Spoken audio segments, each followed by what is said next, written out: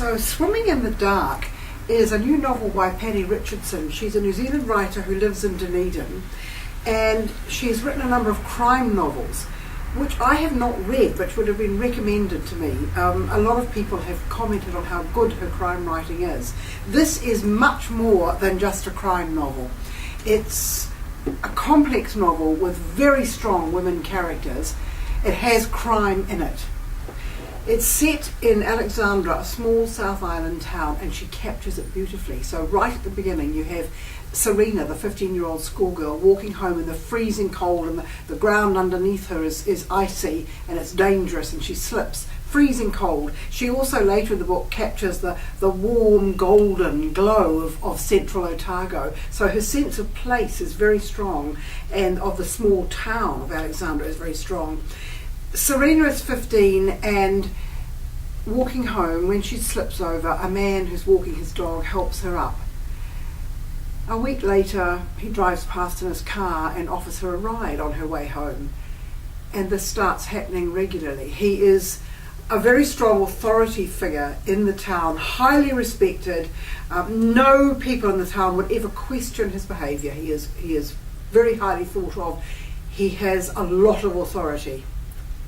She feels that she can't refuse to get into his car, and you as a reader just get this ominous feeling, and the tension starts to build up. I think what Paddy Richardson is good at is getting the tension and the pace of a crime novel, and you're hooked in, and then the whole thing deepens and deepens and becomes layered and layered.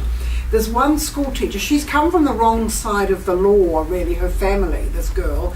Brothers and sisters have broken the law and been in trouble. The family reputation is terrible. Serena at 15 is determined she's going to do well. She's not going to get caught up in this whole family reputation. And she's doing very well at art. She's been taken under the wing of an art teacher who is actually German, a German woman, probably in her 30s, Ilse. And Ilse lives with her mother, Gerda. And then another whole story starts to develop. You realise that Gerda and her husband have escaped from the Stasi in Leipzig in East Germany when Ilse was a small child. The father, husband, has subsequently died, and Gerda and Ilse, now an adult, have lived most of their lives deliberately being quiet and seclusive in a very small New Zealand town, keeping their head below the parapet and feeling safe. What they then do when the trouble starts for Serena is they're forced to break out of that.